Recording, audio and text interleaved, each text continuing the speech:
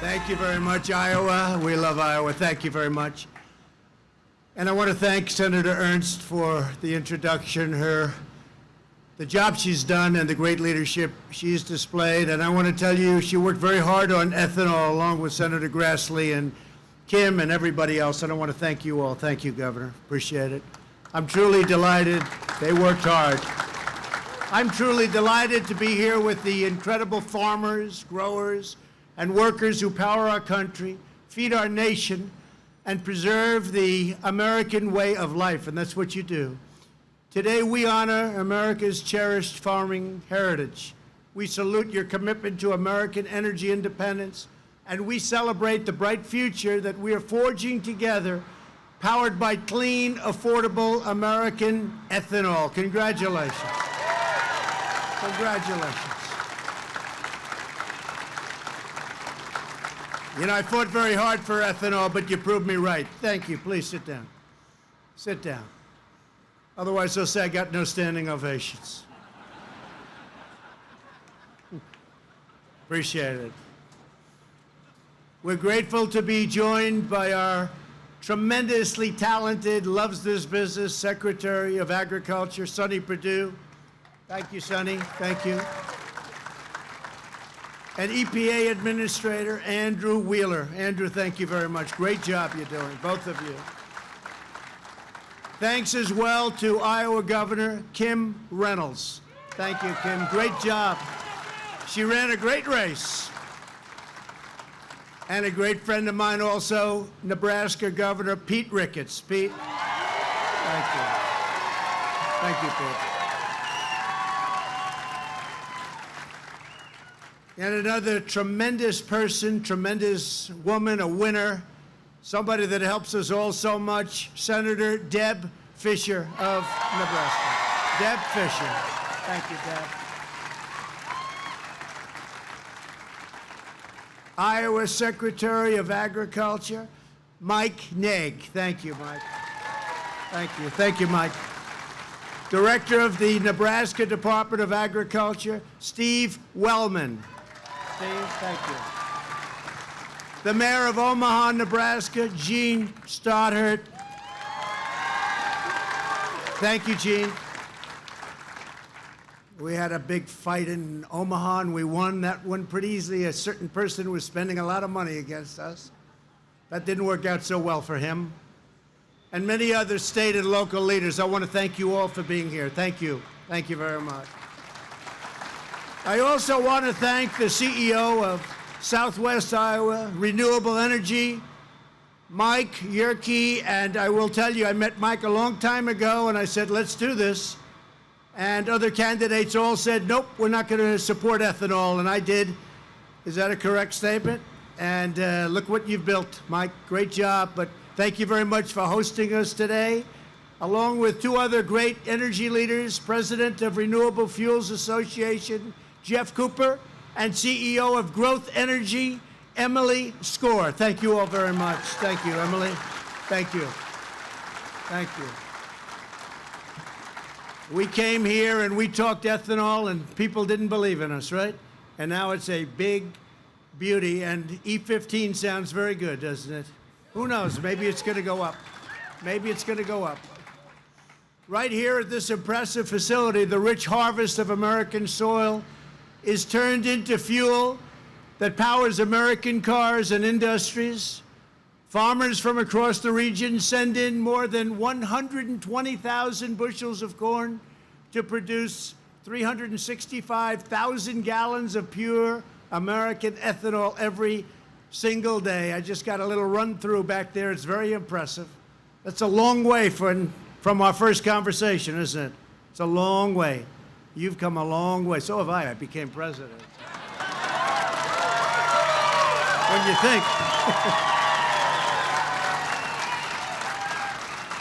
Under the previous administration, our leaders rejected American energy, and they rejected ethanol. They imposed radical restrictions on our farmers and ethanol producers, and they refused to even allow talk of E15 during the busiest driving months of the year. And as you know, we took it from 8 months to 12 beautiful months. That's another big factor. All year long. And how ridiculous was that? How ridiculous was that? But we took it all year long, not the very shortened year.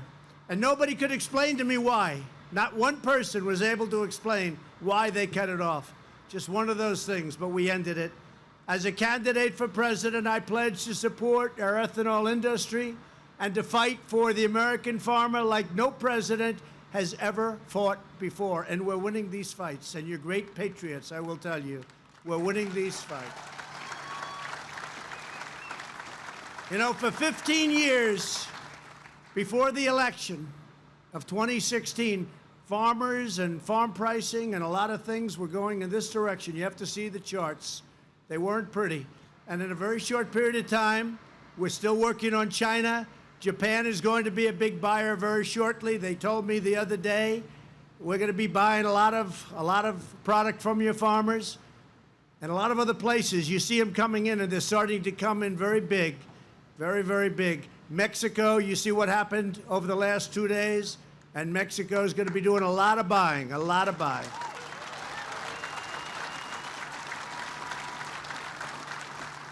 Within a year and a half, I would say you'll be in the best position that you've been in 15 years as farmers, and you deserve it.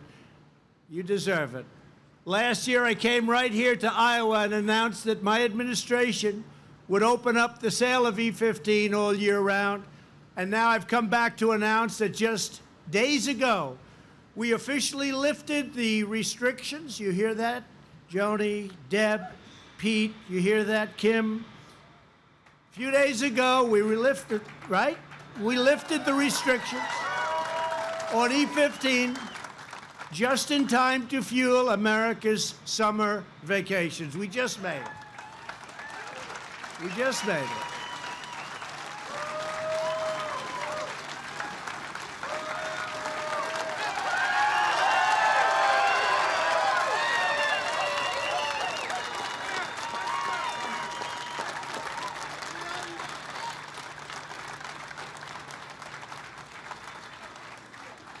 That's a nice group behind me. I don't know, their seat's no good, but they're going to become very famous tomorrow. We'll make their seat very good. They're happy. They're happy because of what we've done and because of how well our country is doing and our economy is doing. As a result of our action, E15 sales are projected to more than double this year. Think of that. More than double. You agree with that? More than double.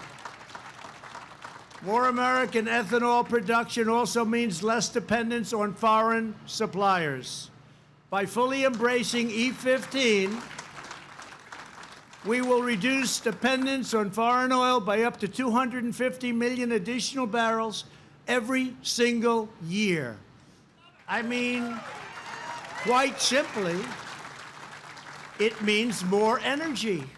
And what can be wrong with that? And it's very good energy. That means our farmers are not only promoting our prosperity, you are protecting our security as a nation. America must never again be held hostage to foreign suppliers of energy as we were under the Obama-Biden Sleepy Joe group. Sleepy Joe. He was someplace in Iowa today, and he said my name so many times that people couldn't stand it anymore. No, don't keep saying it. Sleepy guy. With the help of energy grown and produced at home, we've increased annual ethanol exports by 550 million gallons. Last year, we exported a record-breaking 1.7 billion gallons of ethanol. That's a big number. And separately, the United States is now the #1 producer of oil and natural gas anywhere on the planet. We're the biggest in the world in energy production. And now ethanol is playing a bigger and bigger part. So congratulations.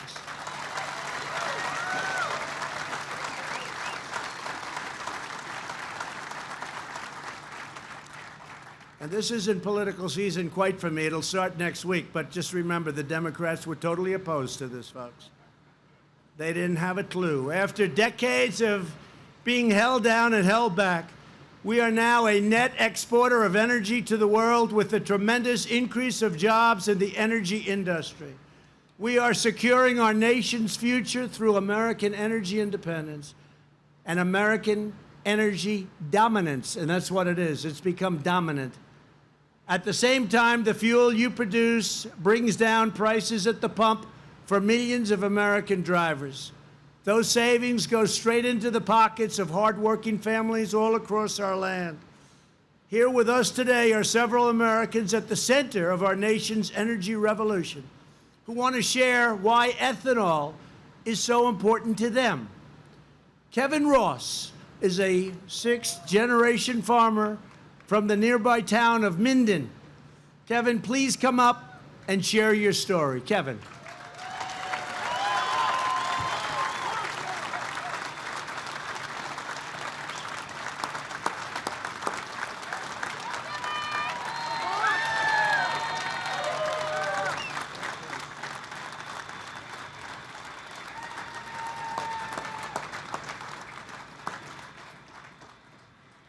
Thank you. Welcome, Mr. President, to the great state of Iowa. Governor Reynolds, Governor Ricketts, Senator Ernst, Senator Fisher, Administrator Wheeler, and Secretary Perdue. Thank you all for being here. It's my privilege to host you near my home and represent farmers all across the Midwest today. I'm Kevin Ross, a sixth-generation farmer and first vice president of the National Corn Growers Association. My wife Sarah and I grow corn, soybeans, hay, cattle, and are raising our four boys, Hudson, Axton, Carver, and Hollis. Also in this large crowd, our family and a few hundred friends and neighbors. We farm just 20 miles up the road near Underwood and Minden, but we are steps away from land that my great-grandfather cleared on this very Missouri River bottom. Mr. President, Secretary Perdue, and Administrator Wheeler, I want to sincerely thank you for sending direction to the EPA and making 15% ethanol blends available year-round, bridging a gap to higher blends. You see, folks, I'm well aware of the conversations that the President held at the White House with colleagues, farmers, and my Iowa senators almost a year ago. I especially want to thank you, Senator Ernst.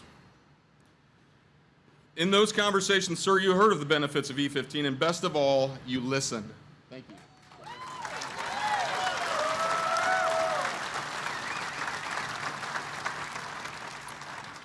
Just a couple months later, you gave direction to EPA to finalize the E15 rules, and here we are today, done. Mr. President, you delivered on E15, but we have more work to do. EPA's oil refinery waivers threaten to undo your good works. I ask that you listen again, because the pain the ethanol and biodiesel industries have endured is holding back a farm economy that has further capacity to produce more clean air and clean liquid fuels for this country. Mr. President, around here, we have acres of clean air growing in rows 30,000 plants at a time. This is the corn state, and here in the greater Midwest, well, this is corn country.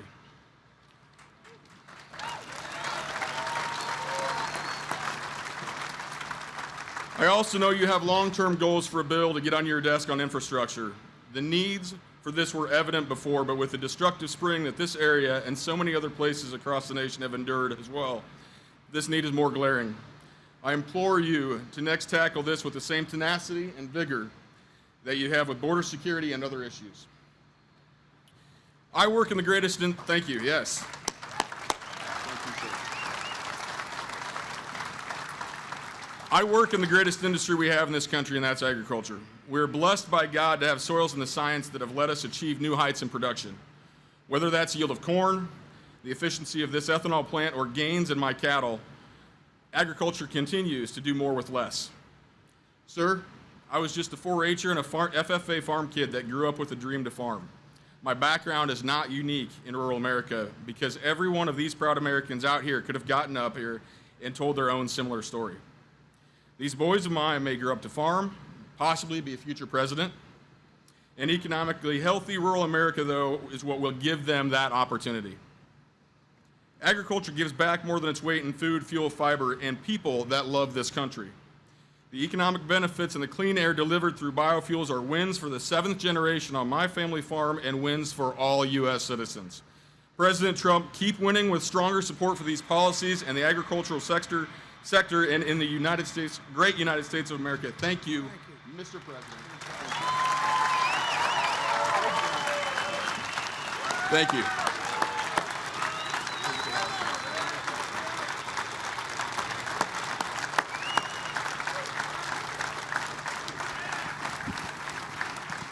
Thanks, Kevin.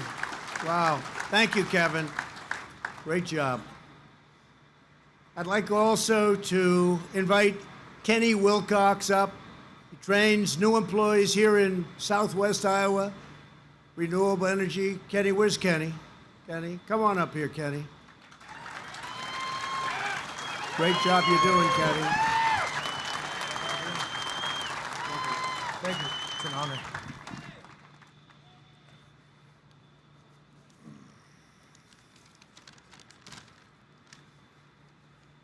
What Sire and ethanol industry has meant to me. I started my career here in 2012 and now I've moved through the company to various positions to better myself and the company. Sire has a dedicated team that is able to train individuals and give them opportunities for various work skills that doesn't necessarily pertain to just ethanol. Not only has the ethanol industry helped me, it has helped my beautiful wife fulfill her dreams, and it's been amazing to see her excel in all aspects of her job and take on new jobs with a willing to go after anything to fulfill her dreams attitude. Ethanol plants are creating jobs and helping fuel the U.S. economy. Just in 2018, the industry has created over 70,000 workers. This does not include other companies that have started because of ethanol plants. My research has shown that 1 in 4 of those workers is a veteran, which is a huge positive, keeping our veterans to have stability after life in the military.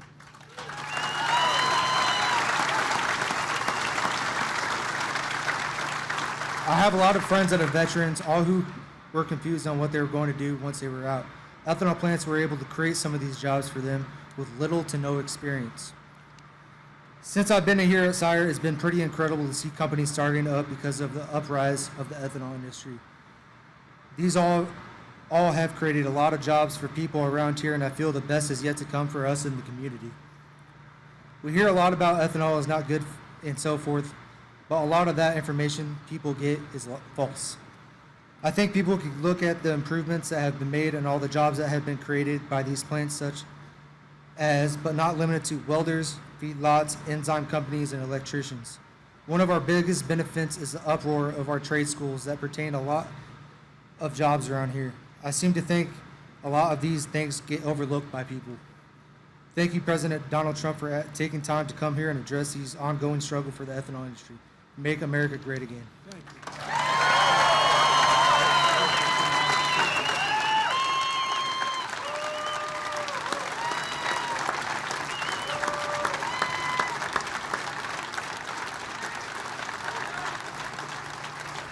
Thank you, Kenny. Well done. Thank you very much. And also with us is Randy Gard, who sells E15 across the region and all over the nation. Randy, please come up and tell us what it means. Tell us what you're doing and how are we making out. I think you're doing pretty good, by the way. Come up, Randy. Thank you.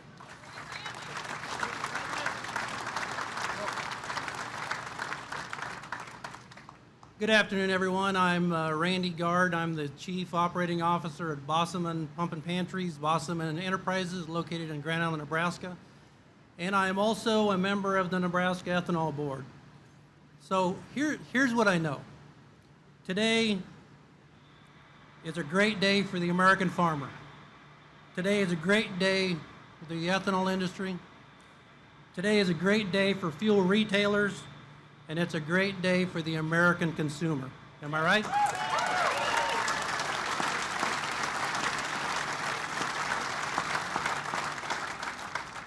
So bear with me and let me tell you our story. Bossaman Pump and Pantry convenience stores were located in Grand Island, Nebraska. Back in 2016, when Charlie and Brandy Bossaman asked me to take a look at fuel and see if this E15 thing made any sense. We looked at it and thought it's a competitive advantage. We talked to some of our customers, and the customers said, we'd like to try it. So we started to install the infrastructure, started to put all the marketing information behind it, and we came up with something fairly simple but compelling. We said E15 is simply better fuel and costs less. And it was easy for our employees at our stores to articulate, easy for our customers to understand, and it must have worked because if you look at it in 2017, our sales of E15 increased over 300%.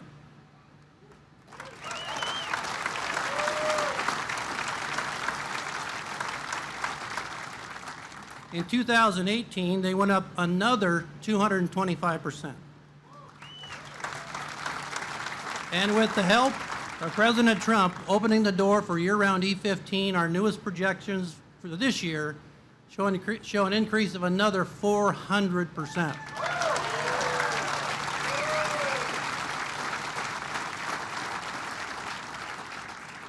Now, with only 10%, approximately 10% of the convenience stores in Nebraska currently offer E15, there's a huge, huge market opportunity. And I want to encourage retailers, don't be afraid of it. Your customers love it. Our customers love it. Hey, numbers don't lie, right? And I'm also proud to say that I live in the second greatest ethanol production state, right next to Iowa. Yeah.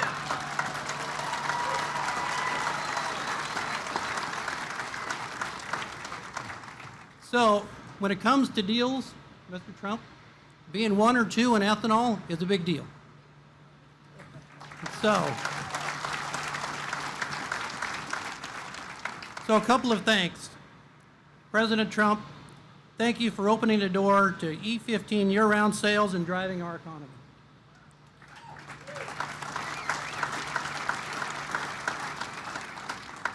On behalf of Bosselman Enterprises, the Bosselman family, the Ethanol Board, RFN, RFA, once again, thank you. You have opened a world of opportunity for us.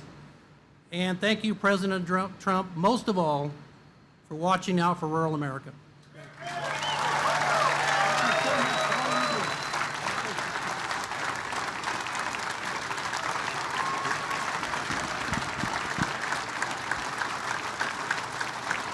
Thank you, Randy, and thank you all. Thank you all. By unlocking the power of American agriculture and American energy, we are fueling a roaring economy, and that's what you're doing. Thank you. Fantastic job. America is now the hottest economy anywhere on earth. We have the #1 economy and acknowledged on earth. Unemployment is at the lowest level in over 51 years, soon to be broken. We'll break that record shortly. Since the election, we've created nearly 6 million jobs. And frankly, if I would have said that during the election, the fake news media would not have believed it. They would not. They would not have found that acceptable. If I ever used that number, they would have said there's no way. Nearly 900,000 fewer Americans rely on part-time work right now because they have full-time jobs. And you've heard me say this before, and I'm very proud of it.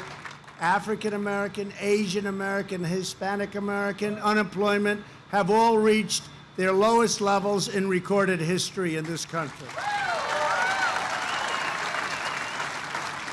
Wages are growing, and they are growing at the fastest rate for, this is something so wonderful, for blue-collar workers. The biggest percentage increase, blue-collar workers. And over the next 3 months, companies are expected to hire workers at the fastest pace in more than a decade, with the greatest gains for workers right here in the Midwest. We have the #1 location for gain, you know that. Past administrations did nothing while the farm income declined. In the last 2 years of the previous administration, farm income plummeted by more than $30 billion, and agricultural exports dropped by over $22 billion. Did you know that? Did you know that? You'll be hearing it a lot over the next little while. That's not a good number. But we are turning it all around, and we've turned it all around, and wait till you see the real numbers start coming in when it all comes together. Somebody had to do it. You knew we had to do it.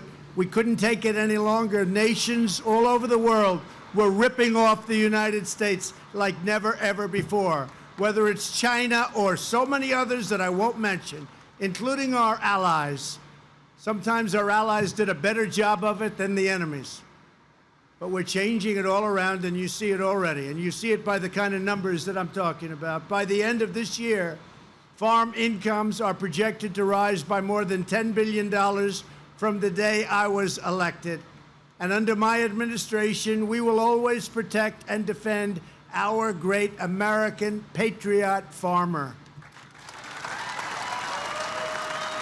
Always.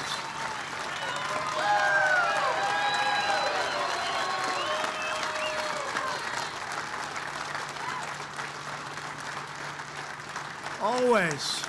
Thank you very much. We're reversing decades of failed trade policies, opening up new markets, and fighting to give our farmers the fair and level playing field they deserve. You never had a fair playing field for the last 15 to 20 years. You were taken advantage of by stupidity, by incompetence, by people that don't care. Who knows? You were really treated very badly. But you're not being treated badly anymore. You see what's happening. The brand new U.S.-Mexico-Canada agreement, the USMCA, will replace NAFTA, one of the worst deals ever made by any country on trade, and expand market access for American agricultural products, and very, very substantially.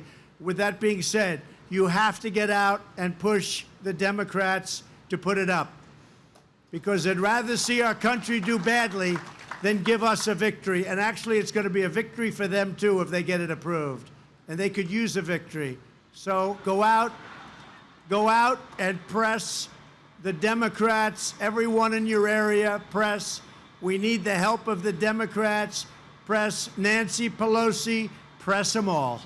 Because if they don't put it up, it's a tremendous opportunity, probably something like you won't see again. Got to get it done. It's incredible for the farmer, for the manufacturer, for virtually everybody. It's going to go down as one of the greatest trade deals, already acknowledged to be one of the best negotiated trade deals. But if you look at Canada with the tremendous tariffs they were charging you to sell your product inside, and Mexico, it's all a much more balanced, much more fair transaction. You're going to make a lot of money. You're going to grow a lot of corn and a lot of everything else. You got to get the Democrats to approve it. You got to get the Democrats. All they have to do is put it up for a vote, because many Democrats, probably most Democrats, if not told to do the other alternative, they will all vote for it. So get the Democrats out, put it up for a vote, and let's get it signed. It's all ready. It's all ready. The USMCA ends unfair trade barriers for American dairy farmers, wheat producers, egg producers, and wine growers, and it will ensure robust market access for American exports of corn, beef, pork, poultry, and many other farm products from coast to coast. It's a winner. And we just wanted to do pretty much the opposite. How bad was NAFTA, what they did to you with NAFTA? And that's why for 15 years you've been going, that and other reasons. That's why the farmer's been hurt so badly over a 15-year period. This deal is amazing for our farmers, and I'm proud to announce that nearly 1,000 farm groups have already endorsed it this morning, and the biggest groups. So it's time for Congress to bring this groundbreaking agreement up for a vote. We're also taking long overdue steps to stand up to China's chronic trade abuses. Have to do it.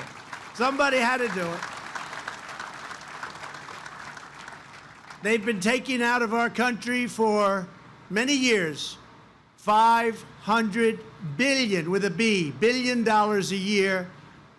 And somebody had to say no more. And Biden didn't say it. They just let it happen. And in all fairness, so did other presidents. We're stopping it. It stopped. And we're taking in right now billions and billions of dollars in tariffs. And they're subsidizing product. And by the way, I haven't seen any inflation. We are taking in billions. And out of those billions that we're taking in tariffs, we gave the farmer $16 billion because that was the highest amount that China had ever used to purchase your product. 16 billion. So we took it right out of the tariffs that we're getting from China. And Sonny Perdue, you're going to be distributing that to all of the farmers over the next probably 2 months, right? Nobody else is going to do that, I can tell you. Nobody else does that. For years, China imposed massive barriers to the American farm goods, stole our intellectual property, and plundered vital trade secrets from even American agribusiness. You know, they would take, your business has become very sophisticated, and they and other nations would take these beautiful, incredible secrets, no different than computers and other things, and they'd use them, and they'd take them, and they wouldn't pay for them, and that's not right, because you're the ones that developed them.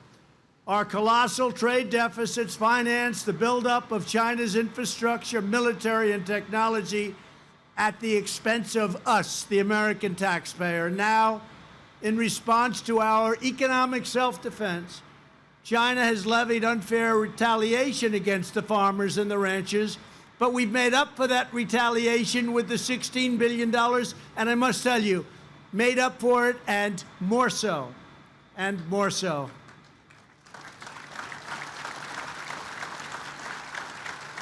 And again, we had no choice. We want to get along with China, but we had no choice. I have great respect for the president of China, President Xi, but he's representing China, and I'm representing the United States of America. Nothing much you can do about that. And all around the world, my administration is knocking down barriers to products made, grown, and raised in the USA, not only on the farm, but all over. Just recently, we reached an agreement to eliminate restrictions and expand exports of American beef, you saw that, to Japan by up to $200 million a year. You saw that. There's somebody selling beef over here.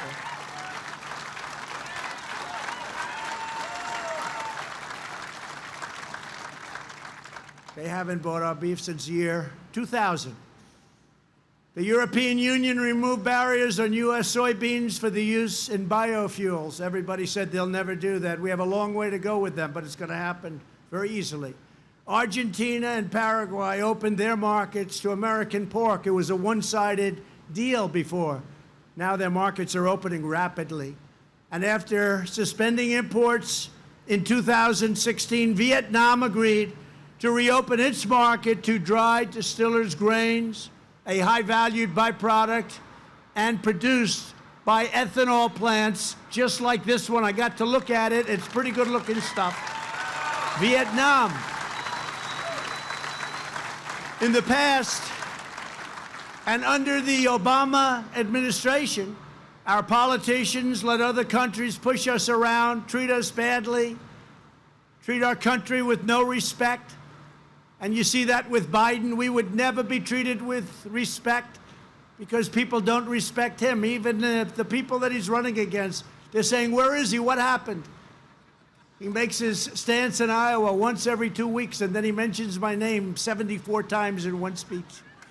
I don't know. That reminds me of Crooked Hillary. She did the same thing.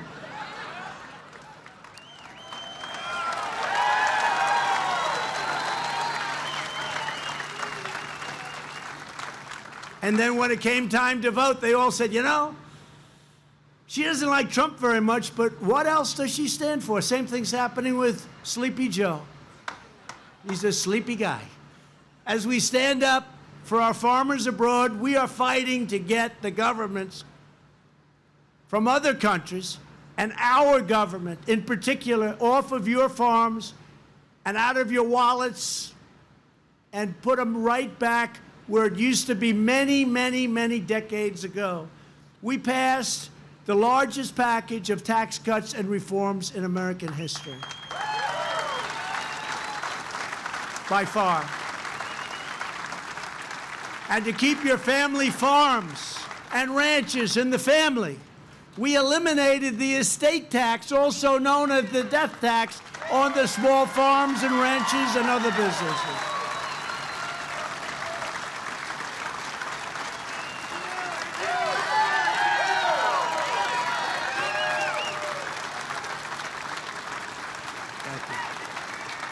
That was a big one. That was a big one. No, people are having a farm. They love their children, and they want to leave it to their children. And some of them aren't cash businesses, but they're great businesses, and the farms have real value. And something would happen to them. They want to leave it to their children. And the estate tax was so much that children would have to go out and borrow a lot of money from unfriendly bankers in many cases, and they'd end up losing the farm, and it was a horrible situation. We've eliminated the death tax. That's a great thing. That's a great thing. And it's only good, though, if you love your children. I say it all the time. If you don't love your children, and if you don't like your children, but especially if you don't love them, does anybody here not love their children? Because if you don't love your children, it's not going to mean a damn. We slashed 30,000 pages of job-killing regulations from the Federal Register. That's an all-time record in the history of our country.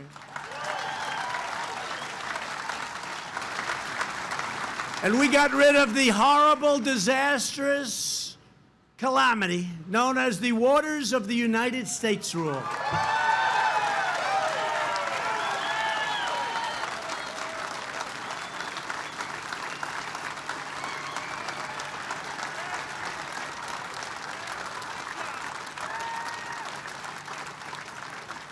And I tell you, Joni and Deb, I was getting ready to sign that one. You know, the Waters of the United States. What could be more beautiful sounding? That was the only thing good about it, the title. Everything else was a catastrophe. They took your land away. If you had a puddle in the middle of your field, they considered it a lake. The rules and regulations made it impossible.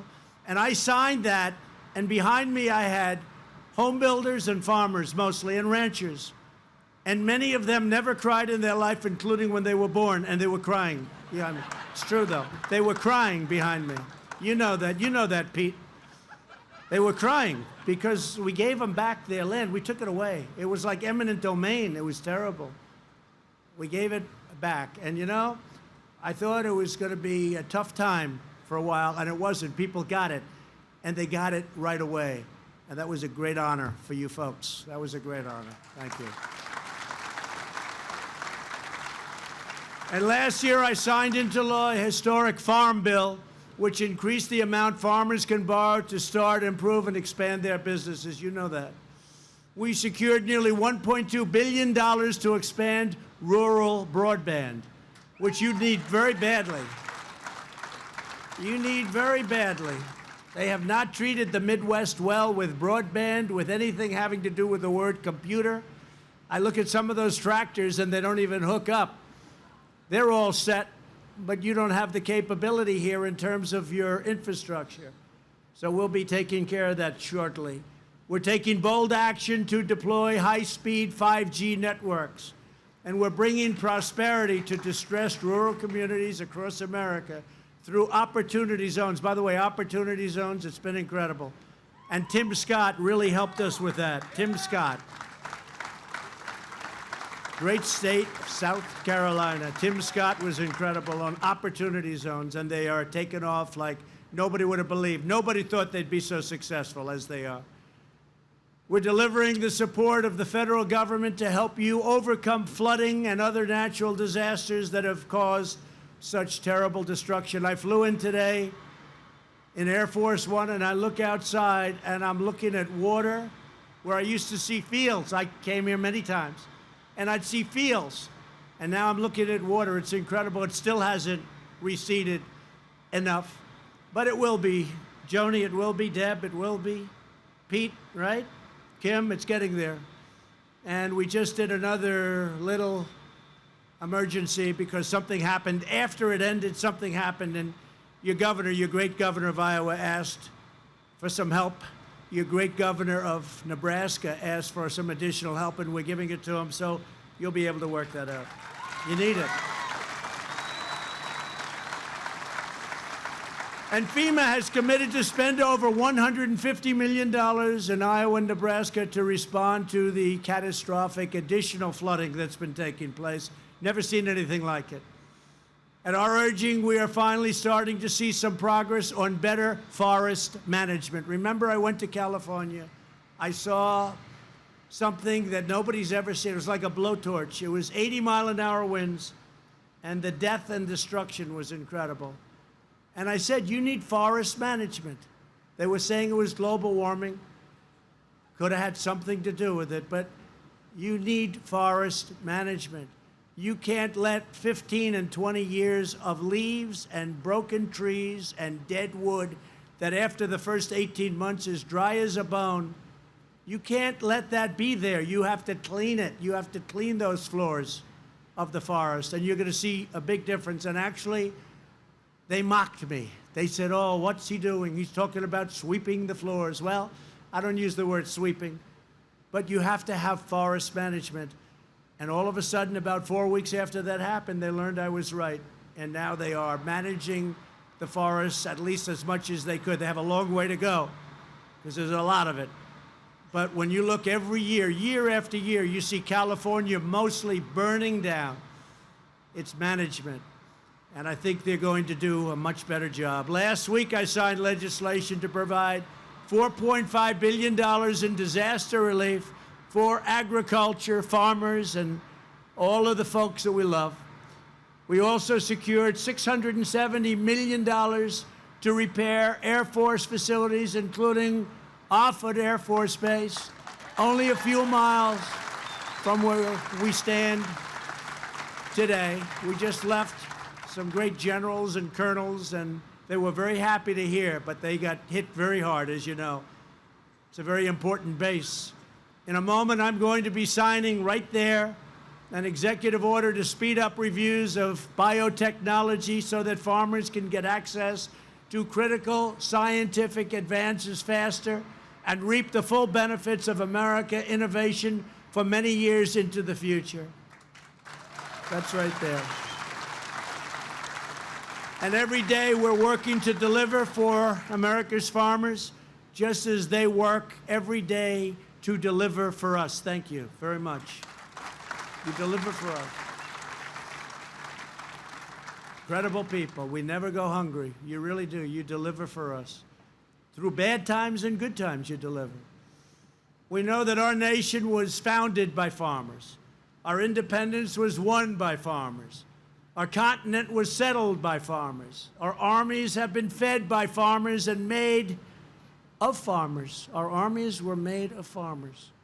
And throughout our history, farmers have always led the way. They're our special people. Just a few days ago, Melania and I returned from Europe, where we commemorated the 75th anniversary of D-Day in the Second World War. It was an incredible ceremony, a beautiful ceremony.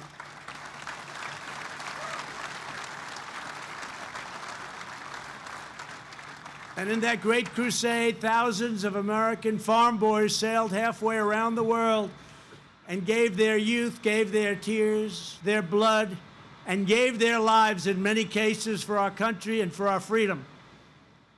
Many farm boys. We must never forget that in that historic endeavor, D-Day, the greatest strength of our Army came from the incredible heart of our people. That noble spirit of patriotism will always thrive in the homes of America's heartland. America's farmers are not just the keepers of a cherished legacy. You are the guardians of a way of life, a great, beautiful way of life.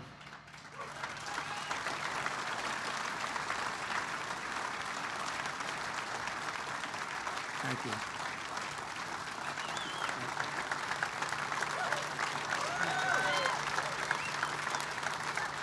Thank you.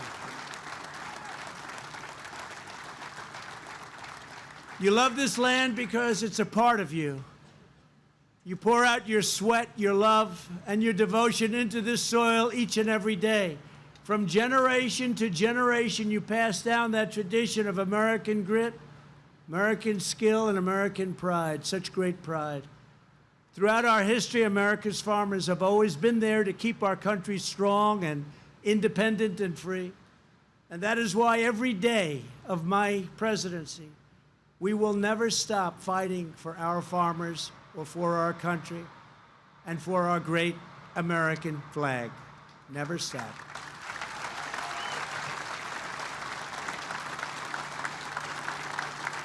because we know that farm country is God's country. Thank you all for our nation's farmers. May God bless you, and may God bless America. Thank you very much, everybody.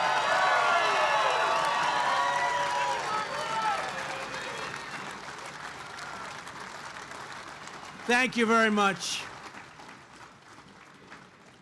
And don't feel guilty about not having air conditioners hot as hell in here. Now I'd like to invite some of the great Iowa and Nebraska leaders and representatives and students to join me on stage as I sign the executive order to promote agricultural biotechnology. It's a big deal. Thank you. Thank you. Thank you very much, everybody. Thank you.